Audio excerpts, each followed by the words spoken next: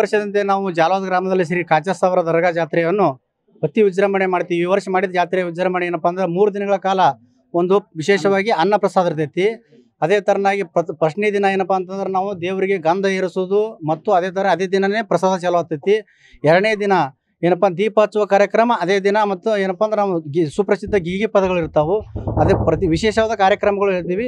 ಇದು 3ನೇ ದಿನ ಏನಪ್ಪಾ ಅಂದ್ರೆ ವಿಶೇಷವಾದ ಕಾರ್ಯಕ್ರಮಗಳು ಅಂದ್ರೆ ಬೆಳಗ್ಗೆ 2 ಗಂಟೆವರೆಗೆ ಒಂದು ಭಾರ ಎತ್ತು ಸ್ಪರ್ಧೆ. ಅದೇ ತರನಾಗಿ ಇವು ಸಾಯಂಕಾಲ 4 ಗಂಟೆಯಿಂದ ಏನಪ್ಪಾ ಅಂದ್ರೆ ನಮ್ದು ಕುಸ್ತಿ ಸುಪ್ರಸಿದ್ಧ ಪೈಲವಾನ ಕುಸ್ತಿ ಇರ್ತಾವು. ಅದೇ ತರನಾಗಿ ನಮ್ಮೂರವರಾದ ಸಿದ್ದರಾಮಪ್ಪ ಸೋಮಪ್ಪ ಗುಂಡಿಗಿ ಇವರಿಂದ ಒಂದು ನಮ್ಮ ನೀರಿನಲ್ಲಿ ಒಂದು ಪದ್ಮಾಸನ, ಒಂದು ವಿಶೇಷವಾದ ಯೋಗಾಸನ. ಯಾಕಪ್ಪ ಅಂದ್ರೆ ಅವರು ಭಾಳ ವಯಸ್ಸಲ್ಲಿಂದ 70ರಿಂದ 75 ವರ್ಷನವ್ರು ಇದಾರೆ. ಅಂದ್ರೆ ಅವರಿಗೆ ಆ ಥರ ವಿಶೇಷವಾದ ಇದು ಮಾಡ್ಲಿಕ್ಕಾಗಲ್ಲ, ಯಾರು ನಮ್ಮಿಂದ ಆಗಲ್ಲ. ಆದ ಕಾರಣದಿಂದ ಅವರು ನಮ್ಗೆ ಈ ಥರ ಮಾಡಬೇಕು, ನಾವು ಎಲ್ಲರೂ ನಿಮ್ಗೆ ಹಿಂದೆ ಅದೀವಿ ಅಂತೇಳಿ ನಾವು ಕಮಿಟಿಯವ್ರು ಎಲ್ಲರೂ ಬೇನ್ ಹತ್ತಿದಾಗ ಆಯಿತು ನೀವೆಲ್ಲ ಇದ್ದೀರಪ್ಪ ಅಂತಂದ್ರೆ ನಾನು ನೀರಿನಲ್ಲಿ ಪದ್ಮಾಸನ ಮಾಡಿ ಒಂದು ಜನರಿಗೆ ಒಂದು ಒಳ್ಳೆ ಇದು ಸಂದೇಶ ಕೊಡ್ತೀನಿ.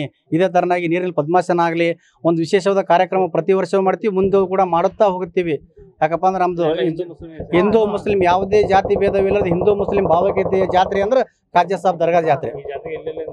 ಈ ಜಾತ್ರೆಯಿಂದ ಭಾಳ ದೂರದಿಂದ ಎಲ್ಲ ಮಹಾರಾಷ್ಟ್ರದಿಂದ ಸಹಿತ ನಮ್ಮ ಕರ್ನಾಟಕದ ಜನ ಎಲ್ಲ ಜನ ಬರ್ತಾರೆ. ಒಜ್ಜಿ ಎತ್ತೋರು ಮತ್ತು ಕುಸ್ತಿ ಆಡೋರು ಕೂಡ ನಮ್ಮ ಮಹಾರಾಷ್ಟ್ರ ಎಲ್ಲ ಜತ್ ಮಿರಾಜ್ ಅಲ್ಲಿಂದ ಎಲ್ಲ ಜನ ಬಂದು ನಮ್ಮದಲ್ಲಿ ಕುಸ್ತಿ ಪಟುಗಳು ಕುಸ್ತಿ ಆಡಿ ಈಗ ಎಲ್ಲ ರಾಜಕೀಯ ಧೋರಣೆಗಳು ಸಹಿತ ಆಗಮಿಸಿ ನಮ್ಮ ಜಾತ್ರೆಗೆ ಒಂದು ವಿಶೇಷ ಮೆರುಗುಗಳು ತಂದು ಜಾತ್ರೆ ವಿಶೇಷ ಅವರ ಒಂದು ಕಲೆ, ಒಂದು ವಿಶೇಷವಾದ ಕಲೆಯನ್ನು ಅವ್ರು ಹೊಂದಿದ್ದಾರೆ. ಎಲ್ರಿಗೆ ಆ ಕಲೆ ಸಿಗಲ್ರಿ. ಆ ಕಲೆ ಸಿಗಲ್ರಿ ಎಲ್ರಿಗೆ. ಕಲೆ ಸಿಗಬೇಕಾಗಿತ್ತಪ್ಪ ಅಂತಂದ್ರೆ ಆ ಕಲೆ ಮಾಡ್ಬೇಕಂದ್ರೆ ಅವ್ರಿಂದ ಸಾಧ್ಯ ಐತಿ.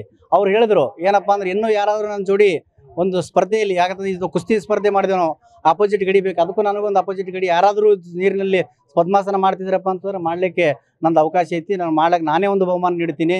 ಅದಕ್ಕೆ ಅವರು ಇನ್ನೂವರೆಗೂ ವಿಶೇಷವಾದ ಮಾಡ್ಕೋತ ಯಾವತ್ತಾದ್ರೂ ಬಂದಿದ್ದಾರೆ. ಒಂದು ಒಳ್ಳೆಯ ವ್ಯಕ್ತಿ, ಒಂದು ಒಳ್ಳೆಯ ಸ್ವಭಾವದವರು ಸಹಕರಿಸ್ತಾರೆ.